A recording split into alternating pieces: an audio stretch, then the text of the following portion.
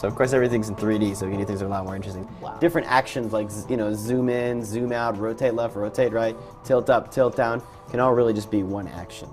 This is David Holes, one of the co-creators of the Leap, a small rectangular device with the humble goal of revolutionizing how we interact with our computers. My face during David's demo says it all. It is mind-blowing. You look like a wizard. You actually look a lot like don't you tell got a anyone. whole wizard I'm vibe. actually a wizard. Of course, you know, we still like to do simple things as well. So in this case, we're sort of doing a normal touch application, and our software is not actually communicating to this program directly. What it's doing is it's telling the computer, okay, you have a touch screen, and here I'm actually touching the screen right now, and I'm touching it there or there. So that way we can get really nice backwards compatibility with, you know, things like Windows 8 and all that new sort of tablet stuff come into the computer. So that's kind of fun. That's very clever.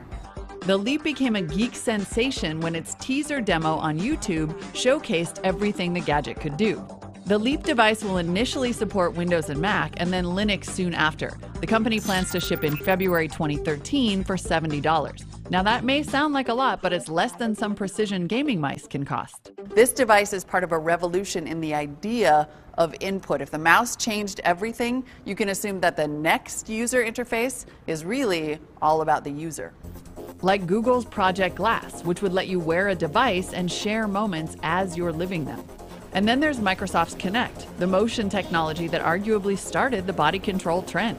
Previous? Kinect recently got expanded voice controls for gameplay and menu selection. So with, you know, Kinect, people have gotten used to the idea of using your whole body or big arm gestures. Are you talking about a much more precise interaction? Absolutely. So we think that if this is going to be a genuinely better way for people to interact with computers, then they have to be very precise, subtle, nuanced movements and interactions. And that way, you have all of that power and this feeling of connectedness, which we want to achieve, but you don't get tired. So far, the biggest question about the Leap is what's the tech inside? I was determined to find out. So I know you guys have been famously cagey about the technology, but I wouldn't be doing my job if I didn't grab you by the shoulders and ask you what's in there. Well, at the end of the day, it's based on a fundamentally new approach to motion sensing that's never been used before in academia or commercially. Totally. What's in there, though? Well, it's Michael, please. Are you talking about? right now. It's a very technical process. Obviously, but tell me how. A lot of technical know-how. Like I said, it's a fundamentally new approach that's never been used before. Okay. Absolutely. So maybe like LiDAR, though? That?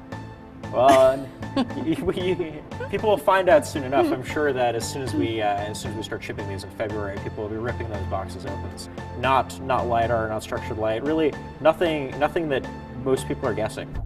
I only have one question. What's in there? Well, some magical dust. It really is fundamentally new, and it's really exciting to us because we're at essentially the very first stage of what's going to be decades of innovation and improvement on this new approach. So there's plenty of room to grow, and the Leap is only going to get better over time. Maybe I'm like rotating while moving. Even though the guts are still a mystery, the company says the Leap is for everyone. They're working with third-party developers for all kinds of uses. 26,000 or more developers have applied to create content for the Leap.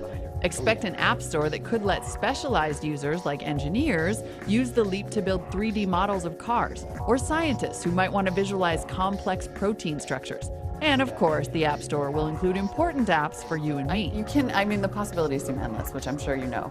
If I have this and a simple piece of software and a 3D printer, like I own the world. Yeah. Go ahead, mull something out of the air, 3D print it, bring it out behind you, and you got it. Yeah. Boom, I'm a wizard. Boom, you're a wizard, yeah. You can will things into reality.